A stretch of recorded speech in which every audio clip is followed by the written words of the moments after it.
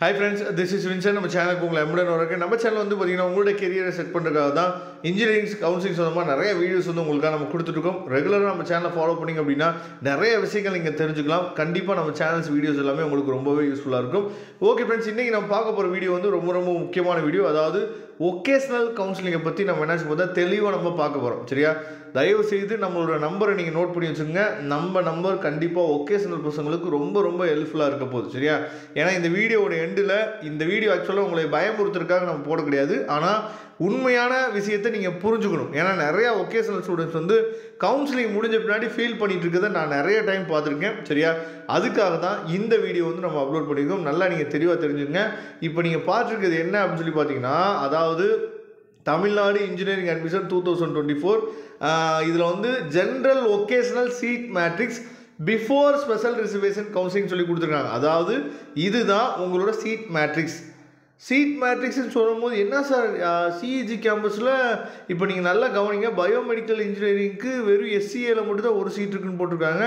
Civil இன்ஜினியரிங்க்கு எம்பிசியில் மட்டும்தான் ஒரு seat இருக்குன்னு போட்டிருக்காங்க. இது ஒன்றும் கவுன்சிலிங் முடிஞ்ச பின்னாடி நமக்கு கிடைச்சது கிடையாது. ஒகேஷ்னல் பசங்களுக்கு ஸ்டார்டிங்கே இதுதான் அவங்களோட சீட் மேட்ரிக்ஸு. சரியா? அதனால தான் நான் ஒகேஷ்னல் பசங்கள்கிட்ட நான் நிறைய வீடியோவில் சொல்லிகிட்டே இருக்கிறேன். அதனால தான் இப்போ செப்பரேட்டாக வீடியோ போட்டேன். ஏன்னா நிறைய பசங்களுக்கு இது தெரிய மாட்டேங்குது. அதாவது மொத்தமே வந்து பார்த்திங்க அப்படின்னா தமிழ்நாட்டு லெவலில் மொத்தமே நமக்கு இருக்கிறது வெறும் 3000 சீட்டுக்குள்ளே தான் இருக்குது. சரியா?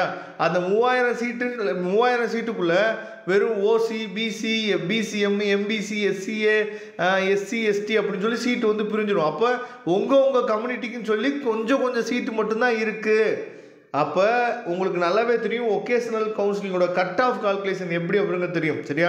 மேக்ஸோட மார்க்கை நம்ம என்ன பண்ணுறோம், அப்படியே எடுத்துக்கிறோம். உங்களோட ஒகேஷ்னல் சப்ஜெக்ட், அதாவது ஒரே ஒரு சப்ஜெக்ட் இருக்கும். சரியா?